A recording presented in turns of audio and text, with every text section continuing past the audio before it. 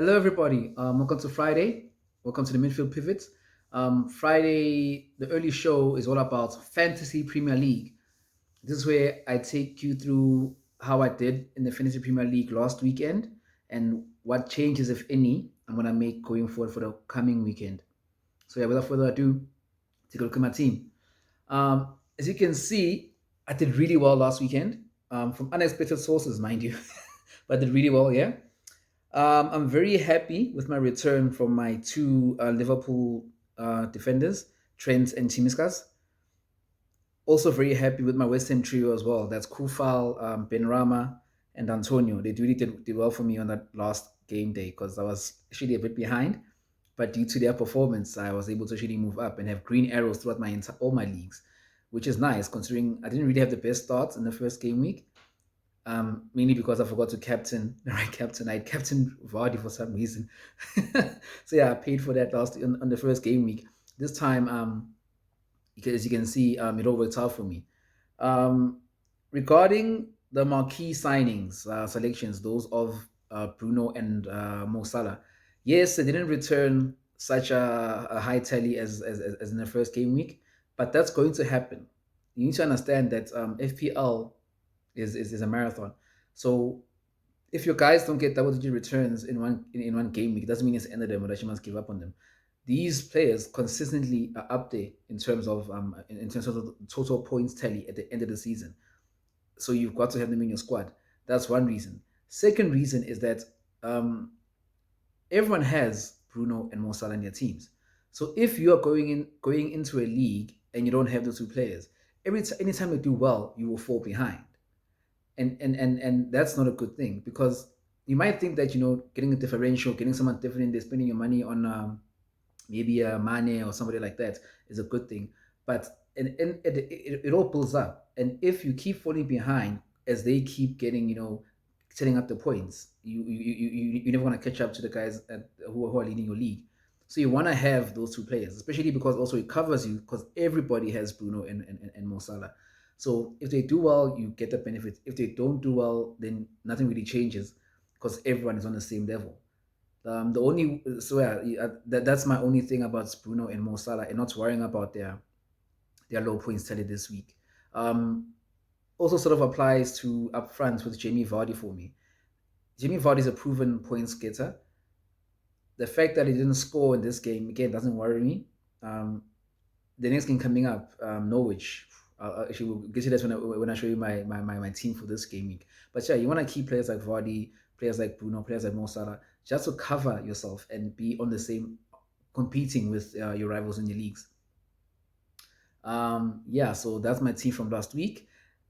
A bit of a sore point for me though is the bench. As you guys can see there, I left 22 points on my bench. I really wish it would allow us to swap players out post game. Obviously, that would be a mess up. But yeah, I left 22 points on the bench there. 22 unexpected points to be honest. And with me, my tactic with FPL, the guys on my bench and guys I don't really expect to ever play anyway.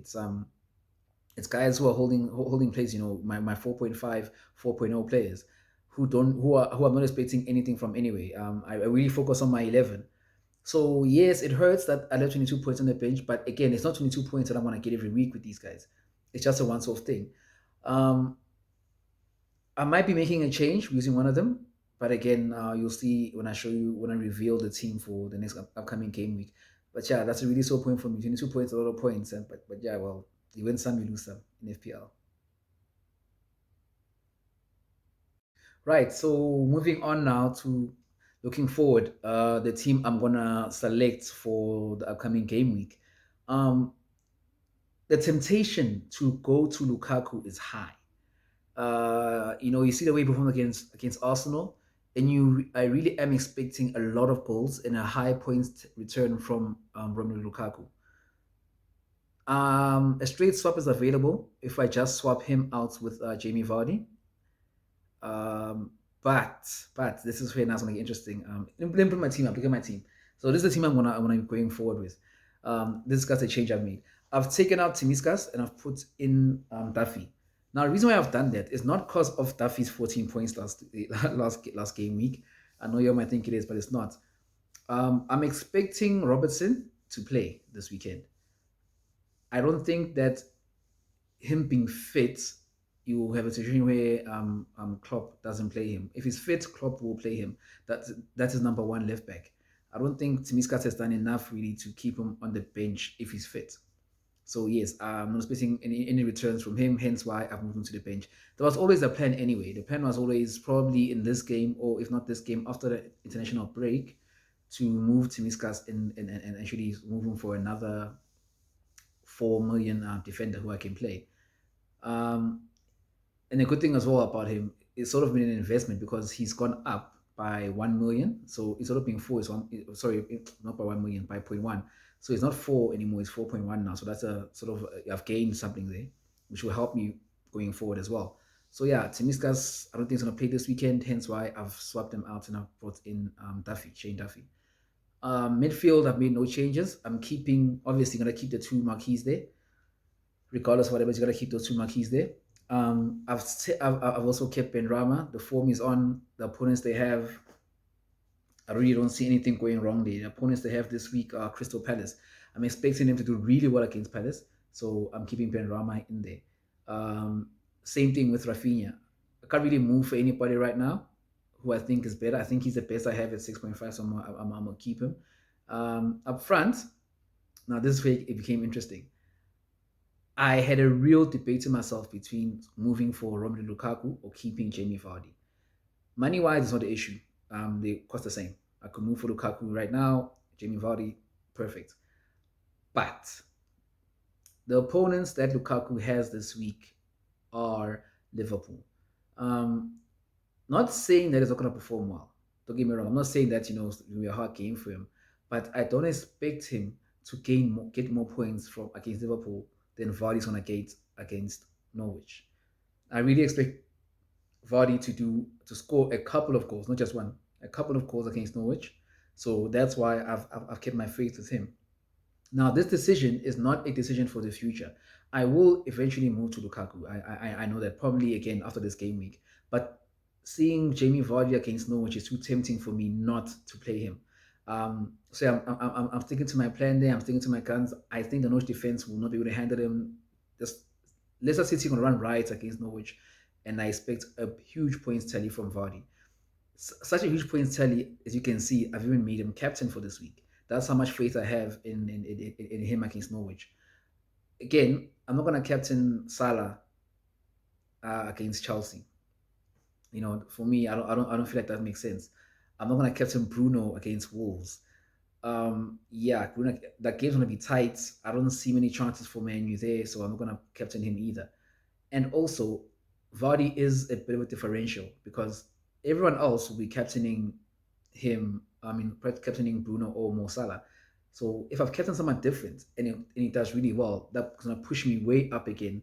And in some of my leagues I'll maintain my lead. In other leagues I'll actually catch up to the leaders.